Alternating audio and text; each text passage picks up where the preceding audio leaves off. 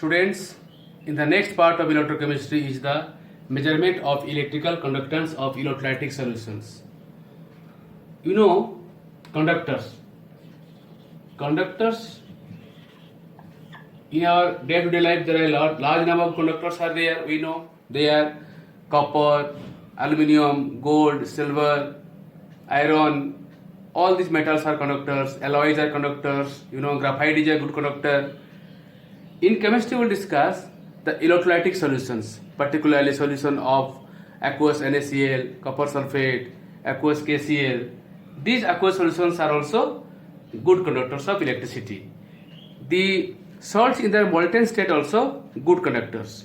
And this part of chemistry deals with the measurement of the conductivity, resistivity, and molar conductivity of the such electrolytic solutions. So today we will discuss the conductors, their classification, and factors affecting the conductivity of the electrolytic solutions. Now, you know, conductors are those substances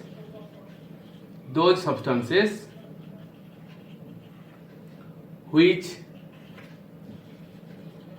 conduct electricity. Okay. Now, based on charge carriers, you know, the charge carriers may be electrons or may be ions. The conductors are two types. Conductors are two types. One is called electronic conductors,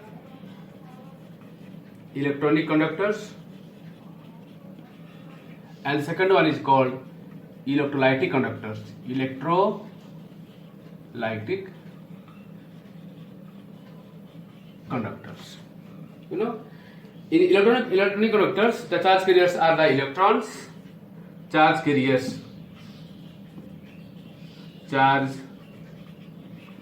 are electrons. Here, the charge carriers are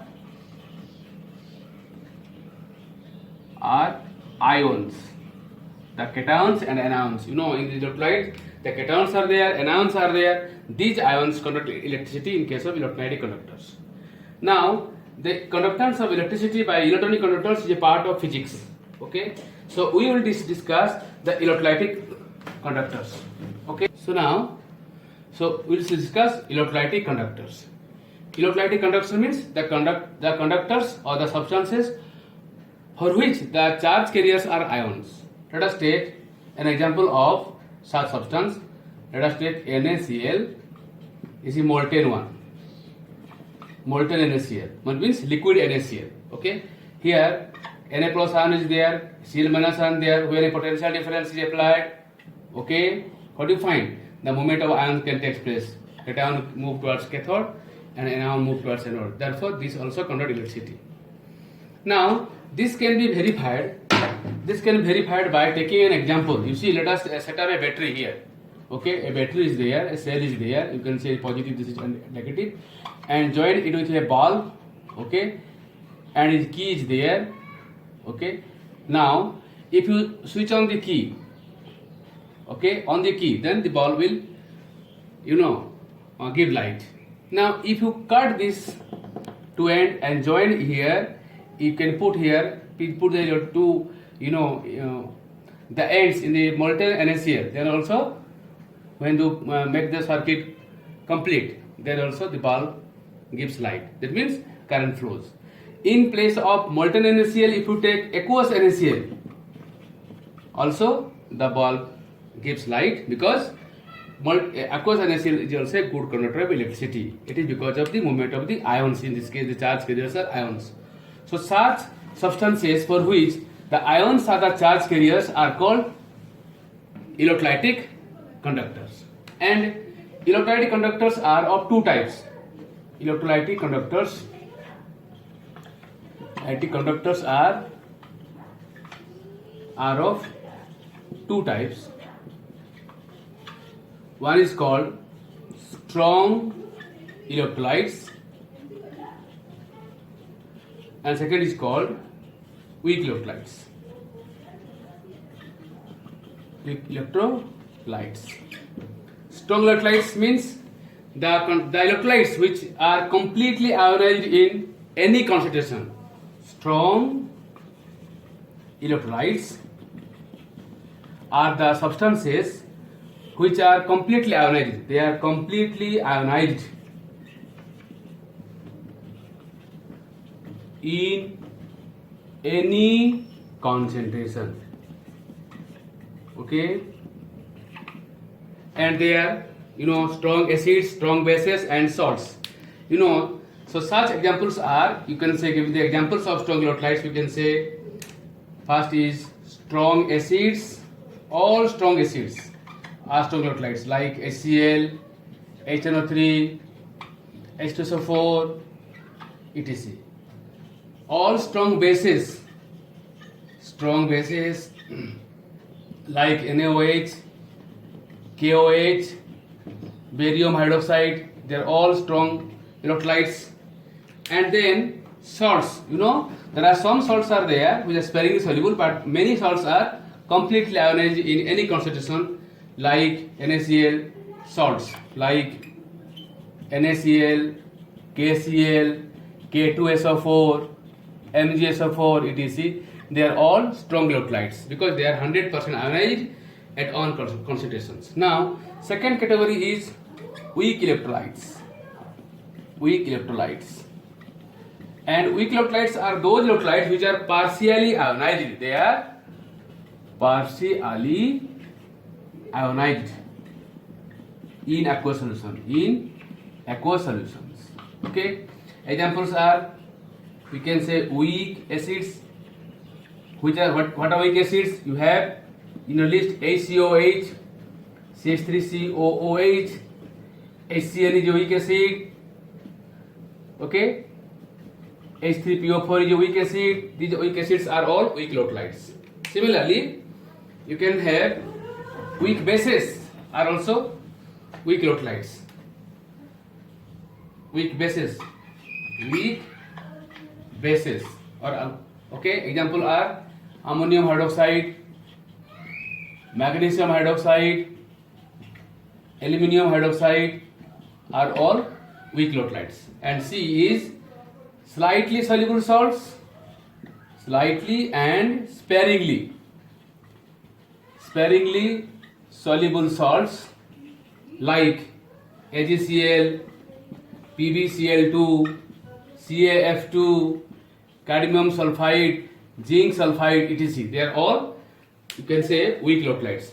So because they are partially ionized, therefore they are called weak electrolytes. Their conductivity is less than the conductivity of the strong electrolytes. We'll discuss then what are the factors affecting the electrolytic conductance. Now discuss factors affecting the electrolytic conductance. Students, at the beginning I would like to tell you how the electrolytic conductance is being guided by the mobility of the ions. Let us consider an aqueous solution of the salt. Okay, let us take NaCl ion, NaCl sodium chloride electrolyte. Now here are the sodium ions are there, chloride ions are Cl minus, chloride ions are here. This is Na plus ion, this is Cl minus ions. What you find in the solution, you see, it is not the sodium ion independently existing there or chloride ion independently existing there. What happens when a sodium ion is there? Let us say this is Na plus ion. It is surrounded by Cl minus ions, a group of Cl minus ions. Okay, this is called inter-ion interaction. Similarly, if you take Cl minus ion, okay, it is also surrounded by a number of Na plus ions. Okay, in the solution. Apart from this, the ions are also solvated in the solution. Okay, now this is called inter-ion interaction. That is, cation surrounded by anion, a cluster of anion. Similarly, anion is surrounded by a cluster of cations. This is called inter-ion interactions. Now, what do you see? When a potential difference is applied, what do you find? Then the ions start moving. This is cation. It will start moving towards this negatively charged electrode, and the anion will start moving towards the positively charged potential or electrode. So the cation movement, okay, is dragged by the anions surrounding it. Okay, the movement of the cation is dragged by, it is retarded by, it is pulled back by the group of anions present or surrounding it. This is called inter-ion interaction. So now if the electrolytic concentration is high, okay, then the formation of such anions will, such cluster of ions will be more, and there will be less conductivity. Okay, students, be careful that when the concentration of the electrolyte is very high, the movement of ions is retarded by the what is called the anion atmosphere surrounding the cation, or the cation atmosphere surrounding the anion. Okay, therefore the mobility of ion is decreased. Now second part is I am telling you that the electrical conductivity is being controlled by the speed of the ions also. The speed of the ions. Okay, if the ionic speed is faster, for example the cation moves faster, the anion moves faster, then conductivity will becomes faster. But that means we can say the mobility of ions to some extent added to the electrical conductivity. Mobility of anions or cations. Okay, if the mobility of cations and anions are being retarded, okay, then the electrical conductivity decreases. Okay, now I am writing here the major factors which affect the conductivity of the ionic solutions. Okay, they are: number one, nature of the electrolyte. Nature of the electrolyte added. Electrolyte added. A strong electrolyte gives more ions than a weak electrolyte. Therefore, for strong electrolyte, the ionic conductivity will be more, the conductivity will be more. Second is the ions, size of the ions and their solvation. Now, you may remember one thing, that in class 11, you know that in case of lithium ion, this is lithium ion, this is smallest one, because of small size and high charge density. Charge density means ionic charge 1 by its radius. Okay, let us consider this is lithium ion, and let us consider this is potassium ion. What do you find? In case potassium ion, the charge density is less. In case lithium ion, charge density is large, high, because unit charge is distributed in a small area. But here, the unit charge is distributed in large area. The charge density is less here in case of potassium and more in case of lithium. What happens? Let us consider this is H2O molecule, okay, represented by like letter V.